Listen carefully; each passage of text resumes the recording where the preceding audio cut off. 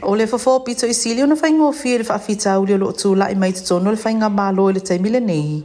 O le whaamawai o le tamaita I palemia, ia fia mena o mi mata afa. Ona wale to ia te ia le whaatutuanga e na te taita ina I le malo. O le maulia le taita ia le vaenga whaupu whai le fast, ia la aulia le mali toa le watea po la taiva Schmidt. Whapele whai pulo le tu malo whale atafa, ia ale vena ale. Ele ngata ua whaamalo lo minista ma minista lango ma ave ese whamanu ia ngalato te maua. Ma wanga ia tu le tua ngai le HIPP I le whamasinonga e au mai se tali le tūlanga le whainga malo lo iai nei. O nei whaavai le maua taita I le malo ma le atunu e se vaenga to ai titi. Ua tu ina tu fo ise tu sia le taita I le HIPP I le fofonga whetalai o lo whapea mai. O lea wa tolu vaenga le palemene. O le vaenga la auli o lo iai le lua se fulu sui fai pule. HIPP se fulu walu fai pule.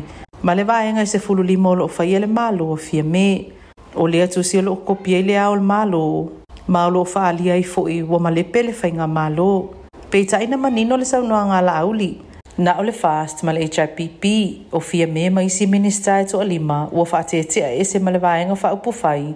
Ma wale to e avea masui o le fast. Ai o le isi to oiva lea lava I te tono le kapeneta. O lo avea pea masui o le fast.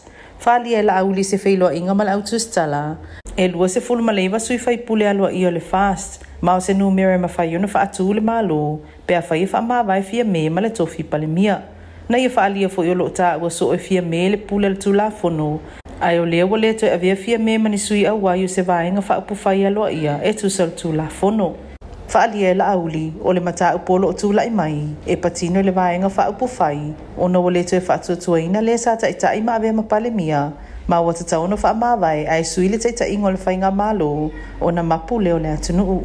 Na ia wha mamawhafoi.